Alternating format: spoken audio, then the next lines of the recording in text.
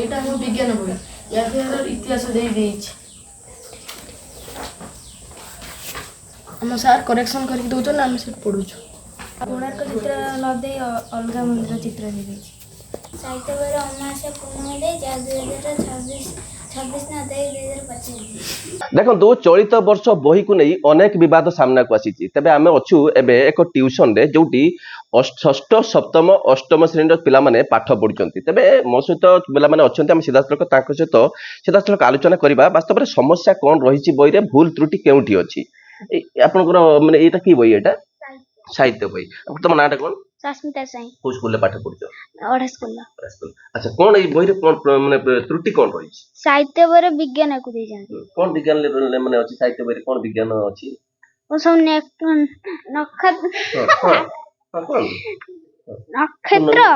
ନକ୍ଷତ୍ର ସବୁ ନକ୍ଷତ୍ରର ସବୁ ୟାକୁ ଦେଇଛନ୍ତି। ଆଉ ହେଲେ 2026 ଏଇଟା ଚାଲିଛି ନା 2025 ଦେଇଛନ୍ତି। ଆଚ୍ଛା, ମୁଁ କ୍ୟାମେରା ପର୍ସନକୁ କହିବି ସେ ସିଧାସଳଖ ଚିତ୍ର ଦେଖେଇବେ। ଆପଣ ଦେଖନ୍ତୁ, ଇଏ ହଉଛି ସାହିତ୍ୟ ବହି। ଏ ସାହିତ୍ୟ ବହିରେ ଦେଖନ୍ତୁ ଅମାବାସ୍ୟା ପୂର୍ଣ୍ଣମୀର ପାଠ ଏଠାରେ ଲେଖାଯାଇଛି, ଯାହାକୁ ନେଇ ବର୍ତ୍ତମାନ ପିଲାମାନେ ଅନେକ ଅସନ୍ତୋଷ ପ୍ରକାଶ କରିଛନ୍ତି। ଆଉ ସବୁଠୁ ବଡ଼ କଥା ହେଉଛି ଯେ 2026 ମସିହା, ଚଳିତ ବର୍ଷ 2026 ମସିହା ଚାଲୁଥିବା ବେଳେ ଇଏ ହେଉଛି ଜାନୁଆରୀ 2025 ମସିହାର ଗୋଟେ କ୍ୟାଲେଣ୍ଡର ରହିଛି। ତେବେ ଅନ୍ୟ ଜଣେ ଛାତ୍ରୀ ଅଛନ୍ତି, ଆମେ ସିଧାସଳଖ ତାଙ୍କ ସହିତ ମଧ୍ୟ ଆଲୋଚନା କରିବା। ତମ ନାଁ କଣ? କୋଉ କ୍ଲାସରେ ପାଠ ପଢୁଛ? ମାନବନ୍ଦନା ହାୟାତି ଅଷ୍ଟମ ଶ୍ରେଣୀରେ ପାଠ ପଢୁଛି। ଅଷ୍ଟମରେ କଣ କଣ ସବୁ ଭୁଲ ଅଛି ବହିରେ ଦେଖିଲଣି? ଯେତେ ଦିନ ଆଜି ତ ଖରା ଛୁଟି ଗଲା, ପାଠ ପଢୁଥିଲ, କଣ କଣ ସବୁ ଭୁଲ ତ୍ରୁଟି ଅଛି ବର୍ତ୍ତମାନ? ଅଷ୍ଟମାଣୀ ବିଜ୍ଞାନ ବହିର 294ଟି ଭୁଲ ଅଛି। ଆମେ ବିଜ୍ଞାନ ବହିରେ ଏତେ ଯଦି ଭୁଲ ଆମେ ପାଠ ପଢିବୁ କେମିତି? କଣ କଣ ସବୁ ଭୁଲ ଅଛି ବିଜ୍ଞାନ ବହିରେ? ସବୁ କଣ କଣ ଭୁଲ ଅଛି? କେମିତି ମାନେ ପାଠ ପଢୁଛ, କେମିତି ଯୋଉ ଭୁଲଟାକୁ କେମିତି ସବୁ ସୁଧାରୁଛ? ଆମ ସାର୍ ଆମକୁ କରେକ୍ସନ କରି କହିଲା ପରେ ଆମେ ପାଠ ପଢୁଛୁ। ବହୁତ ବନାନ ମଧ୍ୟ ଭୁଲ ରହିଛି ଏଇ ବହିରେ। ଓକେ, ଇଏ ଦେଖନ୍ତୁ, ମୁଁ ଆପଣଙ୍କୁ କହିବି, ଇଏ ଦେଖନ୍ତୁ, ଏଇ ଯୋଉ ବହିର ନାଁ ଅଛି, ଇଏ ଅଷ୍ଟମ ଶ୍ରେଣୀ ବିଜ୍ଞାନ ବହି, ଯାହାର ଯୋଉ ବହିର ନାଁ ହଉଛି ଜିଜ୍ଞାସା। ମାନେ ଏଇ ଯୋଉ ଜିଜ୍ଞାସା ବହିରେ ଅନେକ କିଛି ଭୁଲ ଅଛି। ଯୋଉ ଛାତ୍ରୀ ଜଣକ କହୁଥିଲେ 294ଟି ଭୁଲ ଏ ବହିରେ ଦେଖନ୍ତୁ। ଇଏ ଅଛି ଆପଣଙ୍କର 236 ପେଜ। ସର୍ବ ଯଦି ଆମେ ଦେଖିବା 236 ପେଜ ଅଛି, କିନ୍ତୁ 294ଟି ଭୁଲ ୟା ଭିତରେ ରହିଛି ବୋଲି ସେ ଜଣେ ଛାତ୍ରୀ ଜଣକ କହୁଛନ୍ତି। ତେବେ ଅନ୍ୟ ଜଣେ ଛାତ୍ରୀ ଅଛନ୍ତି, କଣ ତମ ନାଁ? ସମୀକ୍ଷା ସ୍ୱାଇଁ। ଓକେ, ତମର ମାନେ ଏଇ ଯୋଉ ବହି, ଏଇଟା କି ବହି ପଢୁଛ ତମେ? ଗଣିତ ବହି। ଗଣିତ ବହିରେ କଣ ସବୁ ଭୁଲ ତ୍ରୁଟି ଅଛି? ଏଠି 3 ଜାଗାରେ 33ଟି ଯୋଉ ଗ୍ରୁପ ରେ ସଜାଡି ଥାଏ। ଆଉ ଏପଟର ଦେଇଛି କଣ କେତେ ଜାଗାରେ କଣ ଦେଇଛି। ଆଉ କଣ ଦେଇଛି ସବୁ? ଆଉ ଓକେ, ମୁଁ ଆପଣଙ୍କୁ କ୍ୟାମେରା ପର୍ସନ କହିବି ସେ ସିଧାସଳଖ ଚିତ୍ର ଦେଖେଇବେ। ଇଏ ବହିରେ ଦେଖନ୍ତୁ, ଇଏ ହଉଛି ଆପଣଙ୍କର ଅଷ୍ଟମ ଶ୍ରେଣୀ, ନାଇଁ? ଅଷ୍ଟମ ଶ୍ରେଣୀର ବହି ଆପଣ ଦେଖନ୍ତୁ, ଯୋଉଠି ଛୋଟ ଛୋଟ ପିଲାମାନେ ଆପଣଙ୍କର ବିଜ୍ଞାନ ହଉ ଆଉ ଏବଂ ଗଣିତ ହଉ, ଇଏ ନିଜର ଭବିଷ୍ୟତ ତିଆରି କରିବା ପାଇଁ ଇଏ ଗୋଟେ ବଡ ମାଧ୍ୟମ ବୋଲି କୁହାଯାଏ। ଦେଖନ୍ତୁ ପ୍ରାୟ ଅନେକ ଜାଗାରେ ତାଙ୍କର ଭୁଲ ତ୍ରୁଟି ରହିଛି, ଯାହାକୁ ନେଇ ଛାତ୍ରଛାତ୍ରୀ ପଢିବେ କଣ, ୟାକୁ ନେଇ ବର୍ତ୍ତମାନ ଦ୍ୱନ୍ଦ୍ୱ ସୃଷ୍ଟି ହେଇଛି।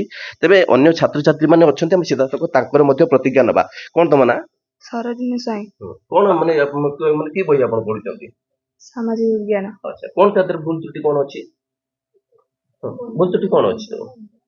ବନାନ ସବୁ ଭୁଲ ଅଛି। ବନାନ ଭୁଲ ଅଛି। ଆଚ୍ଛା, ତୁ କରେକ୍ସନ କରୁଛୁ କେମିତି? ସାର୍ କରେକ୍ସନ କରି ଦେଲା ପଢୁଛୁ। କରେକ୍ସନ କରୁଛନ୍ତି। ଓକେ, ଆମ ସହିତ ଅନ୍ୟ ଛାତ୍ରଛାତ୍ରୀ ଅଛନ୍ତି, ଆମେ ସିଧାସଳଖ ତାଙ୍କ ସହିତ ମଧ୍ୟ ଆଲୋଚନା କରିବା। ମୋ ପଛପଟେ ଆପଣ ଚିତ୍ର ଦେଖନ୍ତୁ, ଷଷ୍ଠ ସପ୍ତମ ଅଷ୍ଟମ ଶ୍ରେଣୀର ଛାତ୍ରଛାତ୍ରୀ ଅଛନ୍ତି, ତାଙ୍କର ଅନେକ ତ୍ରୁଟି ରହିଛି। ତମେ କଣ, ତମ ନାଁ କଣ? ସାଇଦୀପ ନାୟକ। କଣ ମାନେ କଣ ତମ ବହିରେ କଣ ଭୁଲ ତ୍ରୁଟି ଅଛି? ଗଣିତ ବହିରେ 1 ଲିଟର ପାଣିର ବସ୍ତୁ ତ ଜାଗାରେ 5 କିଗ୍ରା ପାଣିରେ ଦେଇଛି। ଦେଖନ୍ତୁ, ମୁଁ ଆପଣଙ୍କୁ କ୍ୟାମେରା ପର୍ସନକୁ କହିବି ସେ ସିଧାସଳଖ ଚିତ୍ର ଦେଖେଇବେ। ଇଏ ଯୋଉ ଅଷ୍ଟମ ଶ୍ରେଣୀ ଆପଣ ବହି ଦେଖୁଛନ୍ତି, ଗଣିତ ପ୍ରକାଶ ଯୋଉ ବହି ଅଛି ଅଷ୍ଟମ ଶ୍ରେଣୀରେ, ତେବେ ଯୋଉ ସରକାରଙ୍କ ଦ୍ୱାରା, ଏଇ ଯୋଉ ଓଡିଶା ସରକାରଙ୍କ ଦ୍ୱାରା ଏଇ ବହି ଯୋଗାଇ ଦିଆଯାଇଛି ଛାତ୍ରଛାତ୍ରୀ ମାନଙ୍କୁ ପାଠ ପଢିବା ପାଇଁ। ତେବେ ଏଠି ଦେଖନ୍ତୁ ଯେ 1 ଲିଟର ଲେଖାଯାଇଥିଲା, ଯଦି 1 ଲିଟର ପାଣିରେ ବସ୍ତୁତ୍ୱ 1 କିଲୋଗ୍ରାମ ହୁଏ ବୋଲି ଲେଖାଯାଇଛି, କିନ୍ତୁ ଏହାର ବାସ୍ତବିକ ଯୋଉ 5 କିଲୋଗ୍ରାମ ମାନେ 5 କିଲୋଗ୍ରାମ ଲେଖା ହେଇଥିଲା, ଇଏ ବର୍ତ୍ତମାନ ତାଙ୍କ ସାର୍ କରେକ୍ସନ କରିଛନ୍ତି ଏବଂ ତାକୁ 1 କିଲୋଗ୍ରାମ ବି କରିଛନ୍ତି ବୋଲି ଯାହା ସେ ପିଲାମାନେ କହୁଥିଲେ। ତେବେ ଆମ ସହିତ ଅନ୍ୟ ଛାତ୍ରଛାତ୍ରୀ ଅଛନ୍ତି।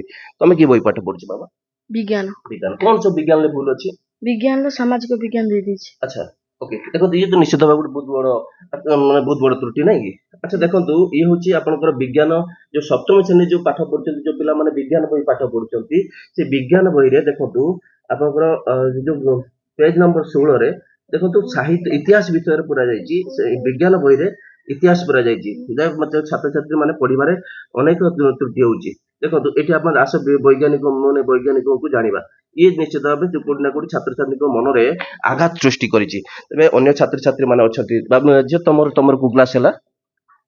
ସପ୍ତମ ସପ୍ତମ ଶ୍ରେଣୀରେ ପାଠ ପଢୁଛ। ତମର କଣ ସବୁ ଭୁଲ ତ୍ରୁଟି ଅଛି ତମ ବହିରେ? ଗଣିତରେ ହଁ, ଗଣିତରେ ଭୁଲଭାଲ ଅଛି। ଆଚ୍ଛା ତମ ଝିଅ ତମ ନାଁ କଣ? ଦେବାଂଶୀ କୋଉ କ୍ଲାସରେ ପାଠ ପଢୁଛ? ସପ୍ତମ କଣ ତମ ବହିରେ କଣ? ସାମାଜିକ ବିଜ୍ଞାନରେ ଏଠି ଦେଇଛି କଳକାରଖାନା ମାନ ଗୁଡ଼ିକୁ ଲେଖା ହେଇଥାନ୍ତା ସେ କରେକ୍ସନ ଭୁଲ ରହିଛି, ଭୁଲ ତ୍ରୁଟି ରହିଛି। ଆଚ୍ଛା ଦେଖ ହଁ ହଁ, କୁହନ୍ତୁ। ତାପରେ ଏଠି ଏଭରେଷ୍ଟକୁ ଲେଖିଛି ଏଭରେଷ୍ଟ ଆଚ୍ଛା ଦେଖନ୍ତୁ ମାନେ ହଁ ଇଏ ନିହାତି ଭାବେ ଇଏ ଦେଖନ୍ତୁ ଆମେ ସବୁ କଥା ହଉଥିଲେ ଯୋଉ ଛାତ୍ରଛାତ୍ରୀ ମାନେ ଥିଲେ ଆମେ ସିଧାସଳଖ ସେମାନଙ୍କ ସହିତ ଆଲୋଚନା କରୁଥିଲେ ଯେ ଅନେକ ଭୁଲ ତ୍ରୁଟି ରହିଛି ଯୋଉଠି ଛୋଟ ଛୋଟ ପିଲାମାନେ ତାଙ୍କର ଯୋଉ ପାଠ ଅଛି ସେମାନଙ୍କୁ କରେକ୍ସନ କରି ତାଙ୍କ ସାର୍ ପାଠ ପଢଉଛନ୍ତି। ମୁଁ ଅନୁରୋଧ କରିବି ସେ ଯୋଉ ଟ୍ୟୁସନର ଯିଏ ଟିଚର ଅଛନ୍ତି ଆମେ ସିଧାସଳଖ ତାଙ୍କ ସହିତ ଟିକେ ଆଲୋଚନା କରିବା। ଆଜ୍ଞା ଦେଖନ୍ତୁ ଆମେ ଦେଖୁଛୁ ଯେ ମାନେ ଦେଖନ୍ତୁ ବହିରେ ଅନେକ ଭୁଲ ତ୍ରୁଟି ରହିଛି ବୋଲି ଆମେ ଦେଖୁଥିଲୁ ଛୋଟ ଛୋଟ ପିଲାମାନେ ବା ଆପଣଙ୍କ ଛାତ୍ରଛାତ୍ରୀ ମାନେ ଅଛନ୍ତି କହୁଥିଲେ ଏକ ଆପଣ କେମିତି କରେକ୍ସନ କରି ପାଠ ପଢଉଛନ୍ତି? ପିଲାମାନଙ୍କୁ କରେକ୍ସନ କରି ପାଠ ପଢେଇବା ଟିକେ କଷ୍ଟ ହଉଛି, ସମୟ ତ ବହୁତ ଯାଉଛି। ଆଉ ତଥାପି ଆମେ ପିଲାମାନଙ୍କୁ ବହି ଖୋଲିକି ତାଙ୍କୁ କୋଉଠି କଣ ଭୁଲ ଅଛି କଣ ନାହିଁ କହିକି ତାଙ୍କୁ କରେକ୍ଟ, କିନ୍ତୁ ସମୟ ଲାଗୁଛି। ପିଲାଙ୍କର ଟିକେ ପାଠ ପଢା ବାଧା ସୃଷ୍ଟି ହଉଛି ଆଉ। ହଁ, ଦେଖନ୍ତୁ ମାନେ ଭୁଲ ତ୍ରୁଟି ତ ମାନେ ସରକାର ତରଫରୁ ଯୋଉ ବହି ଯୋଗେଇ ଦିଆଯାଇଛି ଭୁଲ ତ୍ରୁଟି ହଉଛି। ଆପଣ ତ ଅନେକ ସମସ୍ୟା ହଉଛି ଯେ ପାଠ ପଢିବା ପାଇଁ କହିଲେ ପାଠ ପଢିବାକୁ ଆପଣ ଅନେକ ସମସ୍ୟା ସୃଷ୍ଟି ହଉଛି। ତାହେଲେ ଆପଣ ସରକାରଙ୍କୁ କଣ ନିବେଦନ କରିବା ପାଇଁ ଚାହିଁବେ ଯାହାଦ୍ୱାରା ଛାତ୍ରଛାତ୍ରୀ ମାନଙ୍କ ଭବିଷ୍ୟତ ନିଶ୍ଚିତ ଭାବେ ପାଠ ପଢିବା ପାଇଁ କୌଣସି ସୁବିଧା ହେଇପାରିବ?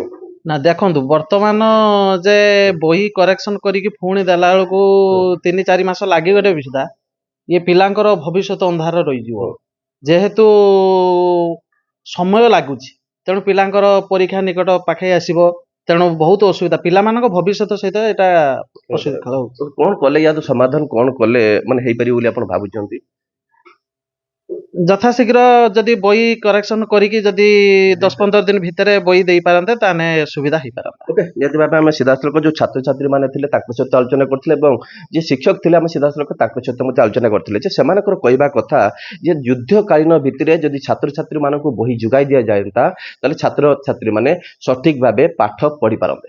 ବାଲେଶ୍ୱର ନିରଞ୍ଜନ ବେହେରା, OTV।